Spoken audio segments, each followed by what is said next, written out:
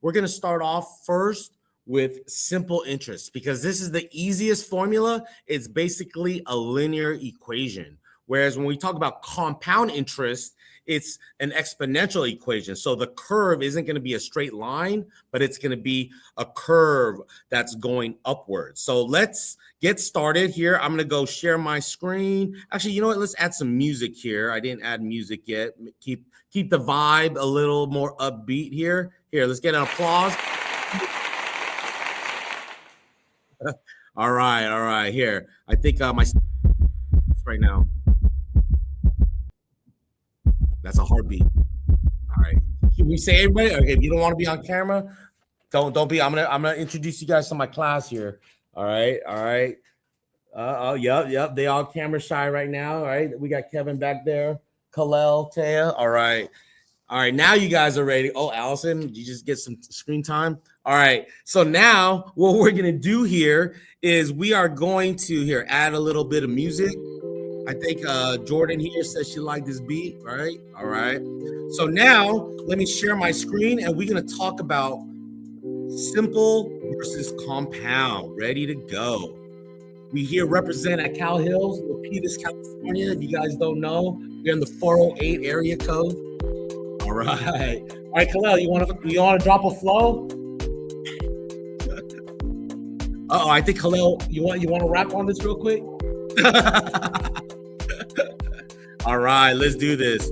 Man, we about to go viral. This is gonna be the first viral math teacher on YouTube.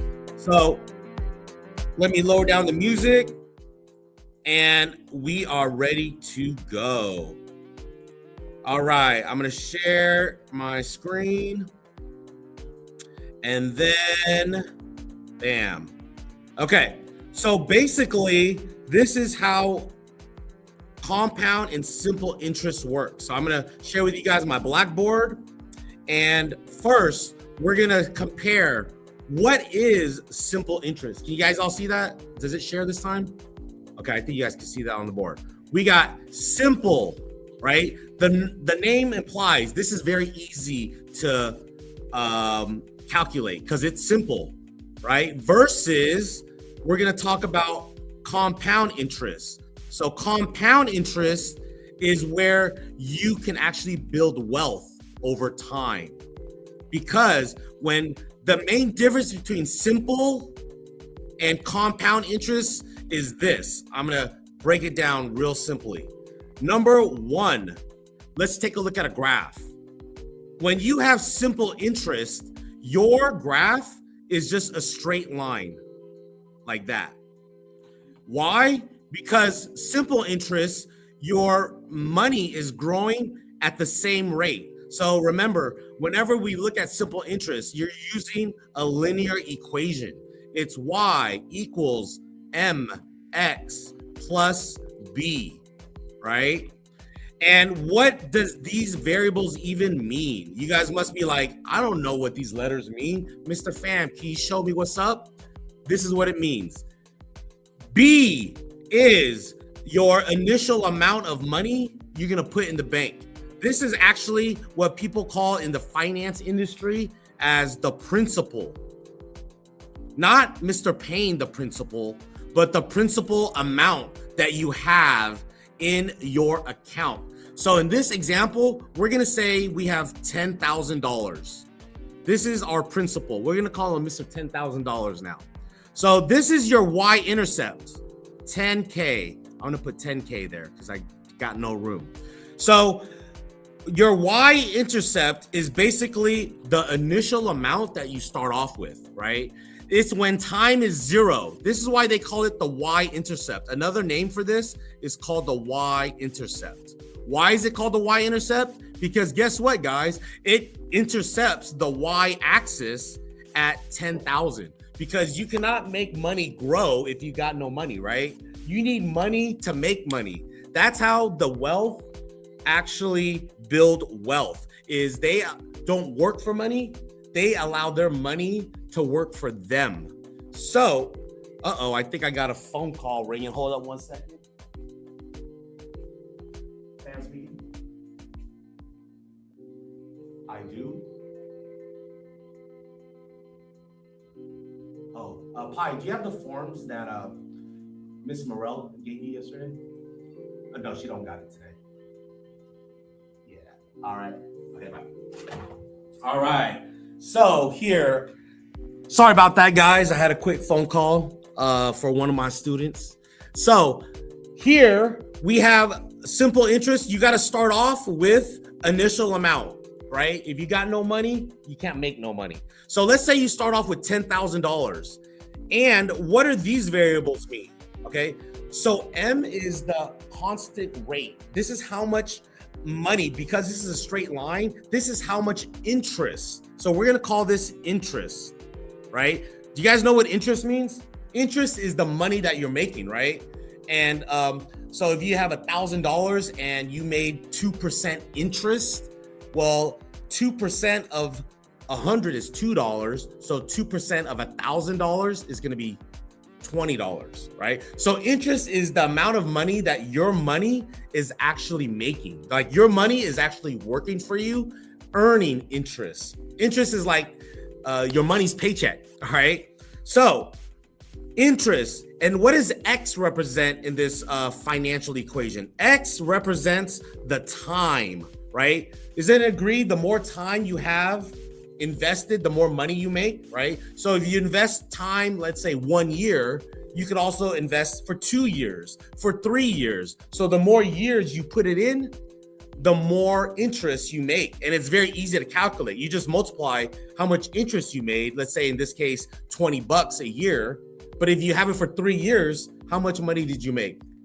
Samara, you know what's up, right? If you make $20 a year in interest, but you have it for 3 years, how much money did you make in 3 years? You're making $20 a year. Times 3 years? What's 20 times 3? 60. So it's easy to calculate your interest. You're just multiplying the amount of interest you make per year times the amount of years. So let's break down this formula even more. So you know what? I'm going to scratch this compound interest and then we're going to stick to simple. So interest, the amount of interest that your money earns is this. Doesn't it make sense that it's whatever money you have in the bank? In this case, let's say $1,000. Right? This is how much money that you start off with, right? It's that times whatever your interest rate is, right? So in this case, let's say you making, what do we say, 2%? So in this case, this would be 0.02, right? That's the same thing as 2%, right? Because a percent is always out of 100. That's why 2% as a decimal, isn't that 0.02? This is in the hundreds place, right? It's always out of 100. 2, that's also the same as 2 over 100. All right. That's just a quick little math recap lesson there for the people that need a little bit of refresher. I know a lot of adults there, they totally forget what math is after they graduate, right? So this is real life math. This is what I teach my classes. How do you use math in your real life to make money? Because honestly, that's what my students care about. It's like, Mr. Pham, just teach me some math I can use in my real life where I can actually make money from it, or how to avoid spending a lot of money using math, whether it's compound interest in reverse. When does compound interest hurt you? Anybody know? Like compound interest helps you if you invest it, right? When does it hurt you? Anybody know? Jordan, when does compound interest, when would that hurt you? When does interest hurt you? When you earn it, it helps you, right? But when you have to pay it, do you ever have to pay interest? Like when you borrow money, are people going to let you borrow money for free? No, right? If you borrow money, you got to pay interest. So that's when it hurts you.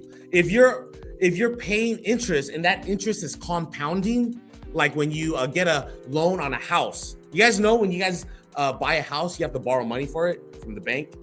You have to borrow a lot of money. Most people, they got to take a loan out for like $500,000. Well, guess what? You got to pay interest to the bank. If the bank is going to give you $500,000 to go buy a house, you think they're going to want some money back on that $500,000? Right, Allison? Right? I have to pay interest. But that's how banks, that's how they create loans. They say, okay, I know Allison can't pay this full $500,000 all back in 1 year, right? So what do? They break it up into every month. You got to pay a certain amount. But what they do is you got to pay back your principal, right? Back how much you borrowed, plus you got to pay interest on it. You got to pay back the interest, and they divide this interest over 30 years. That's why when you take out a loan for $500,000, do you guys know how long it takes for you to pay it back?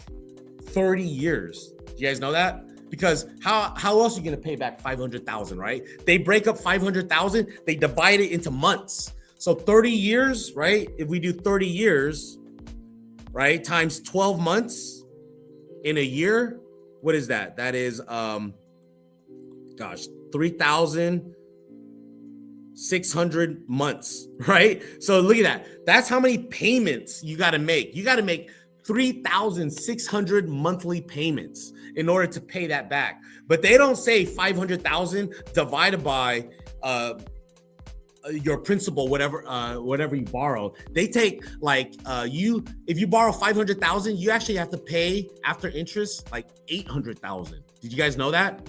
Like, you're just trying to borrow 500,000, but you actually have to pay that back plus interest. You guys want to see how much money you have to pay in interest when you borrow money? When you borrow 500,000? Here, let's do this real quick. So I'm gonna Google this real quick. So let's Google, or let's ask ChatGPT here, and let's ask Perplexity. You know, we in school, we're gonna use the AI here. How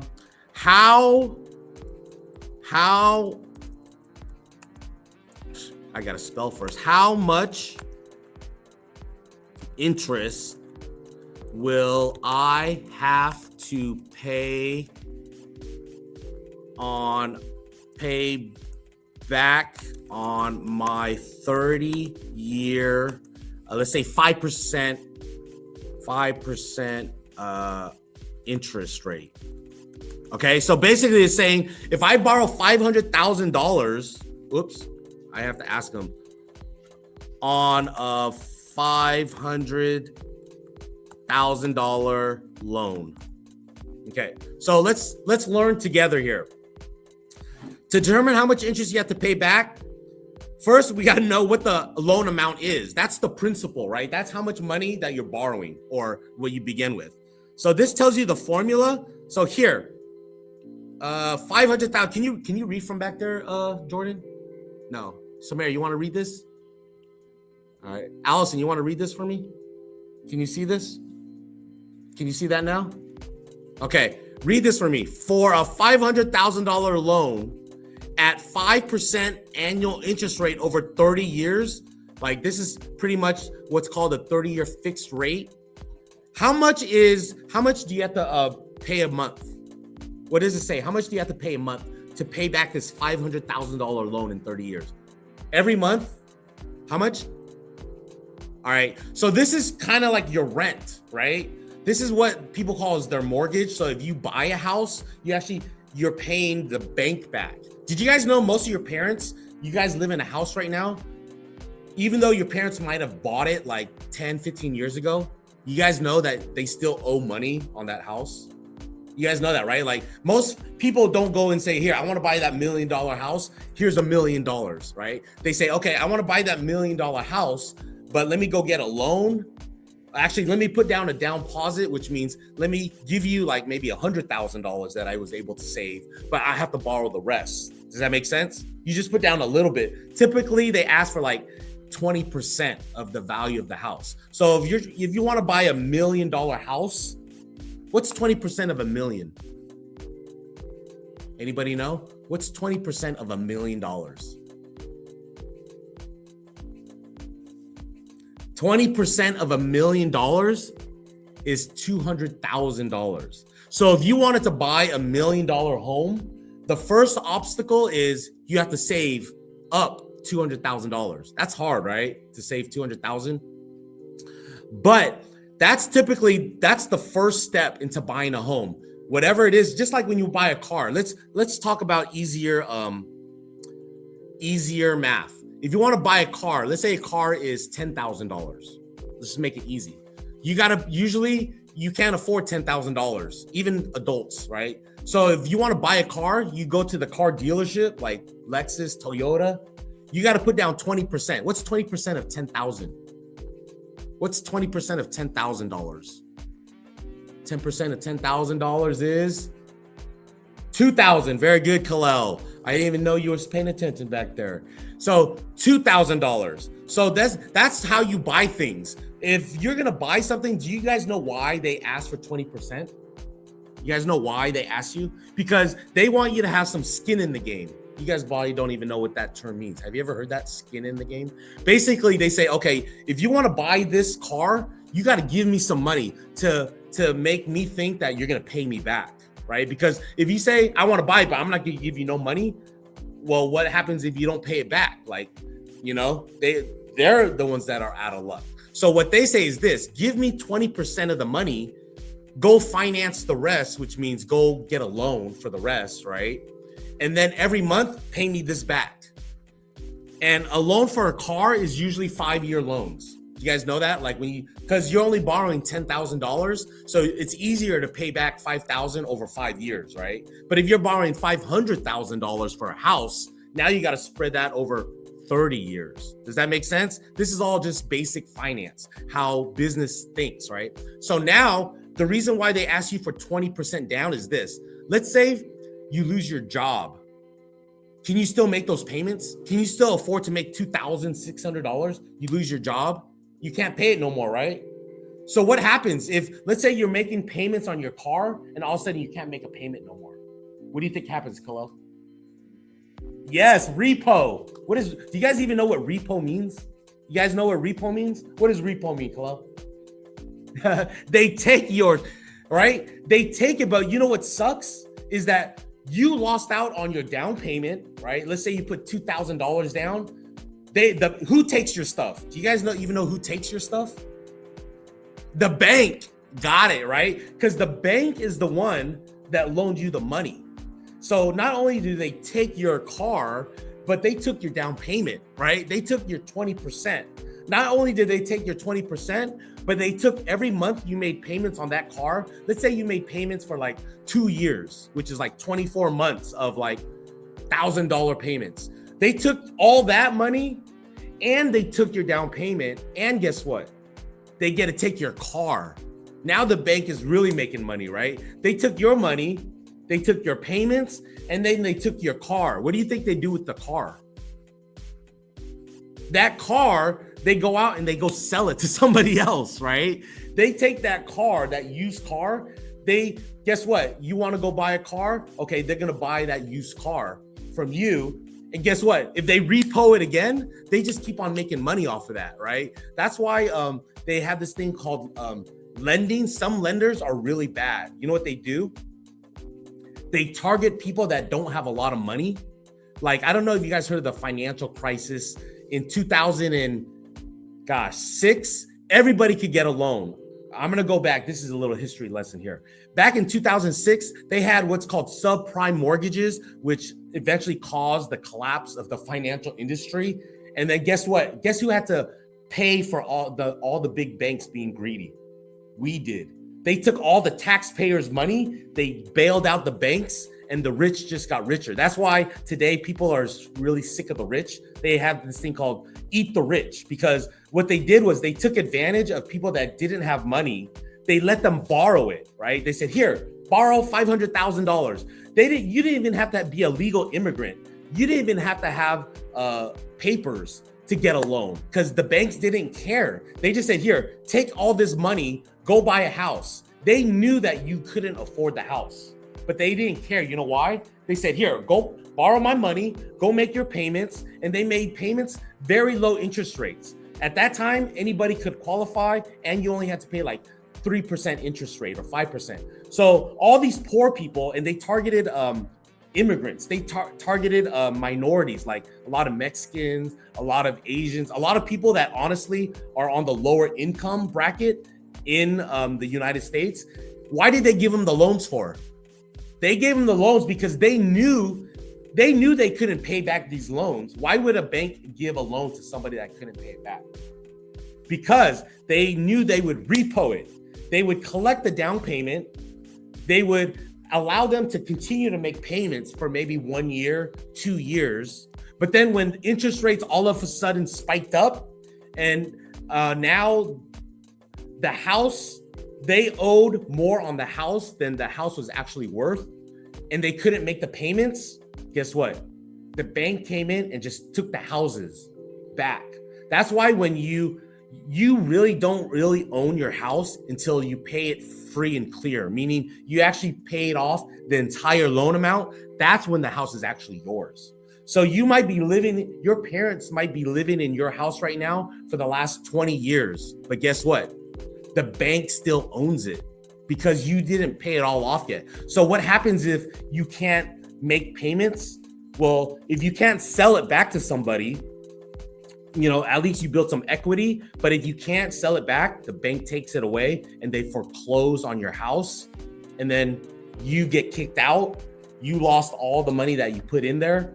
And that's how they took advantage of a lot of people back in the year 2006, is that they took back a bunch of homes from people that didn't even qualify to get these homes, but they just did it to take advantage of them. So here, check this out. This is the lesson. 2,684 over 3 years. Look at the total interest you paid. Look at that. You only borrowed $500,000, but you paid almost $500,000 of interest. Does that kind of suck? You actually borrowed $500,000 to buy a home, but you actually paid the exact same amount, almost the exact same amount in interest. So look at the total amount. Even though you only borrowed $500,000, you actually had to pay back $1 million over 30 years to borrow that money. Now, do you guys see why banks get so rich? They make money off of compound returns. This is where compound interest can really work against you, right? But we don't have any other choice. Like if we want to buy a house, we have to pay interest, right? That's why smart people, they put more money down. Instead of only putting 10% down or 20% down, the smart people actually put 500% or 50% down, right? Because they don't have to pay as much in interest. But actually, the really, really smart people, they actually put zero down because they take that money and they invest it somewhere where they can earn more than 500,000, right? Because if you can earn more money than you're actually paying in interest, that's how you can really make money and wealth in America. All right, guys, we'll finish this up tomorrow. See you guys on the next live stream. Make sure you subscribe, smash the like button, make sure you get notified. We're gonna go viral. All right, peace. You like that lesson? All right, all right.